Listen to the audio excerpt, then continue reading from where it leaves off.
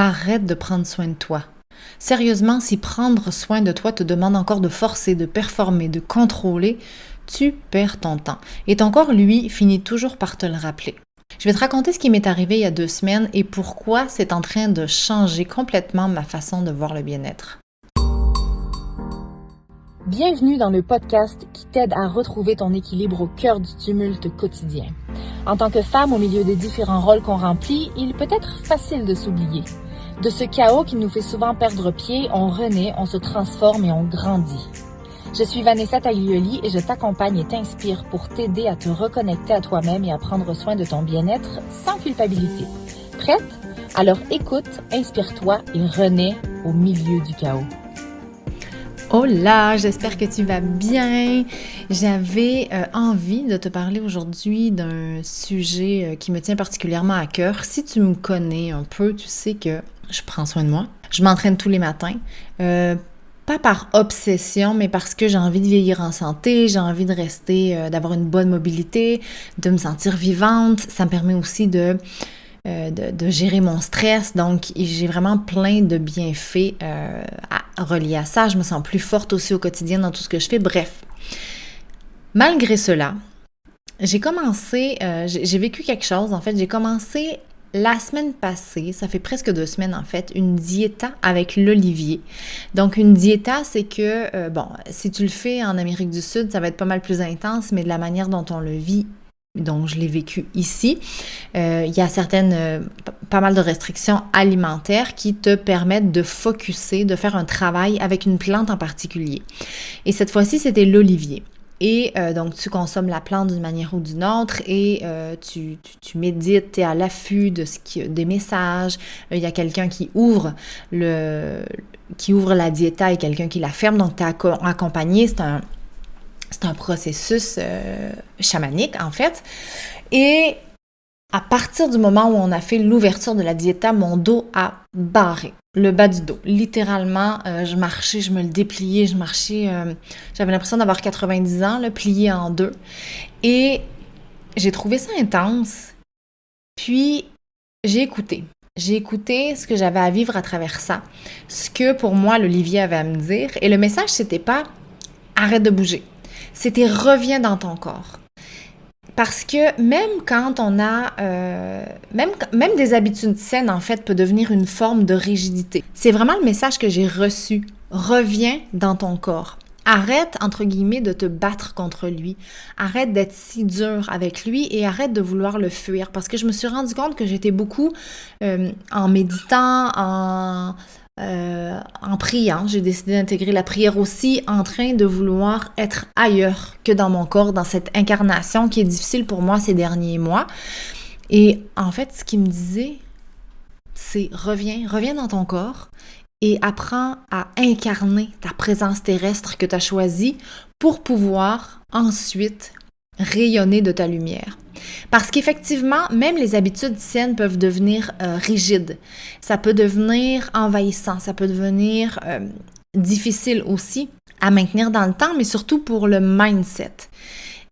Et j'ai vraiment réalisé que on essaie de faire tout comme il faut. On le fait ou on essaie. Donc, moi, j'arrive quand même à bien manger, à m'entraîner, faire de la respiration, prendre soin de moi, mais il y a quelque chose à un moment donné qui peut venir forcer, OK? Et le bien-être moderne, ça nous apprend à optimiser tout. Notre respiration, notre posture, il faut bien se tenir, il faut bien respirer profondément, bien manger, optimiser notre routine. Et effectivement, c'est important. C'est important, mais quand on est dans l'optimisation, on est encore dans la performance. Et à ce moment-là, on n'habite pas, on n'est pas en présence. Donc, le bien-être reste dans le faire et il reste dans le contrôle. Et quand on est dans le contrôle, on nuit à notre système nerveux. On en a parlé, je crois, il y a 2 semaines. Oui, c'est ça, avec je pense, le Quitter's Day, mais tu peux aller écouter l'épisode si tu ne l'as pas écouté. Quand on est dans le contrôle, on est dans notre cerveau qui essaie de contrôler. Quand c'est pas une habitude, c'est épuisant pour le système nerveux. C'est comme si on essaie de penser à tout et littéralement, on se brûle, OK? Et réaliser ça m'a en fait forcé de ralentir. J'ai redécouvert autre chose, un autre rythme.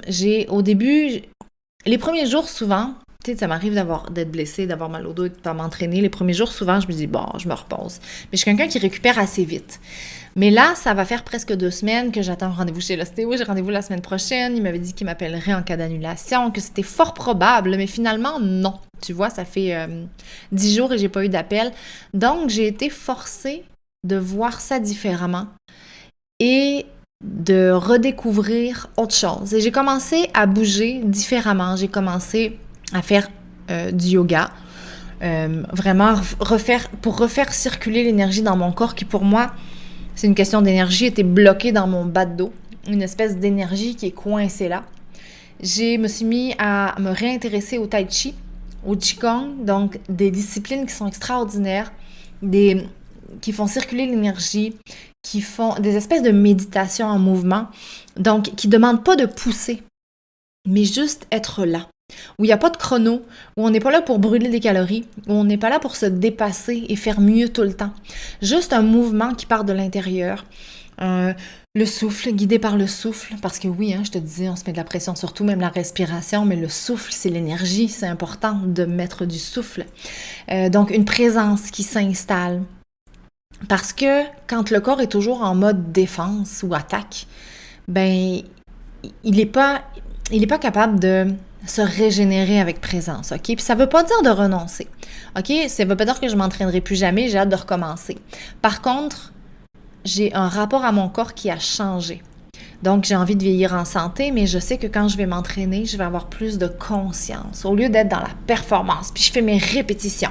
Puis, j'avais déjà commencé à l'intégrer parce que j'ai des mouvements que je peux pas faire. J'avais rencontré une physio, donc il y a déjà des choses que je m'écoute plus, OK? J'écoute plus mon corps, mais ça va être tellement différent. J'incarne mon corps tellement différemment.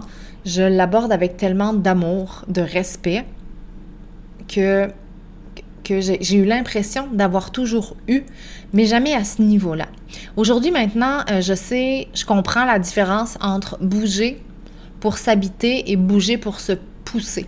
Il y a plein de moyens d'habiter son corps. Ce qui m'a aidé une journée où j'ai eu vraiment une amélioration, c'est justement la journée où j'ai décidé de écouter les enseignements de l'Olivier et d'intégrer mon corps. Et c'est là que j'ai fait du tai chi, j'ai regardé des vidéos et j'ai chanté aussi. J'adore chanter, c'est des choses que je fais plus. Donc, habiter mon corps au lieu de vouloir le fuir. Et c'est se réconcilier avec ce corps qu'on malmène vraiment très souvent. Ça peut être dans les extrêmes. Ça peut être à mal manger qu'on va le malmener, mais ça peut être à être trop rigide aussi dans son alimentation, à pas se permettre. Et là, je parle d'alimentation, mais c'est pareil, ça peut être d'être tout le temps sur le canapé sans s'entraîner. Ça peut être à l'extrême de s'entraîner. Pas forcément beaucoup, mais pas pour les bonnes raisons et pas de la bonne manière. Le bien-être, le vrai bien-être, c'est pas d'être en opposition, c'est un ajustement qui est constant entre j'écoute et j'agis.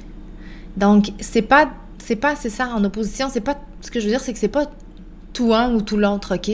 Il faut qu'il y ait une espèce de danse entre j'écoute ce dont mon corps a besoin, puis je dis mon corps, mais c'est pareil avec notre esprit, et je mets des choses en conséquence.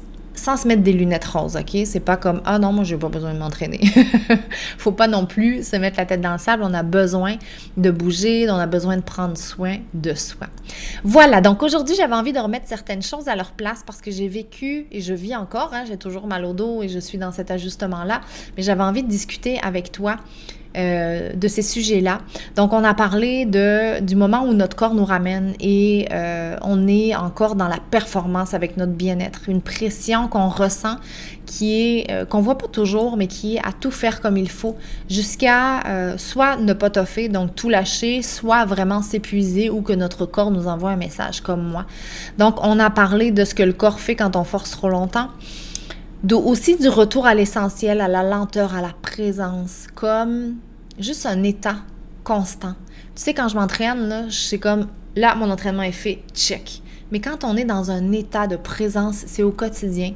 Donc, c'est pas de vivre dans un monde de licorne. J'ai encore des choses à faire, il y a souvent des moments où je suis dans l'action, mais de plus en plus, je suis en présence et je sens un changement qui s'est fait à l'intérieur de moi. Je sens que j'investis mon temps différemment, je prends plus soin de moi encore parce que j'ai envie de, par exemple, choisir précisément et avec attention ce que je vais regarder, par exemple, comme film, comme vidéo, comme série. Tu sais, là, j'écoute plus de documentaires parce que justement, je m'intéresse, par exemple, au tai chi. Donc, c'est juste que plus régulièrement dans ton quotidien, tu es plus en présence et ça fait vraiment du bien. Donc, quand on cesse de vouloir optimiser son bien-être et qu'on commence plutôt à l'habiter, on revient dans son corps, on écoute au lieu de corriger, d'améliorer, d'essayer d'être parfait. Peut-être que tu te reconnais là-dedans, peut-être que tu fais déjà beaucoup pour aller bien, mais il y a quelque chose qui résiste encore, ben sache que c'est pas un manque de discipline. Hein, on a parlé il y a 2 épisodes, donc l'épisode 40, si ça te tente d'aller voir pourquoi tes résolutions ne tiennent pas, ben c'est pas une histoire de discipline, c'est une histoire d'habitude, mais c'est aussi une histoire qu'il faut que ça résonne avec toi, avec ce dont tu as besoin. Donc, si jamais tu ressens cet élan-là de vouloir faire autrement pour mieux incarner ton corps ou même mieux prendre de meilleures décisions. Peut-être que oui, encore, tu veux changer ton alimentation, mais tu n'y arrives pas. Bien, on peut trouver pourquoi. Pourquoi tu restes dans des patterns qui te sabotent finalement.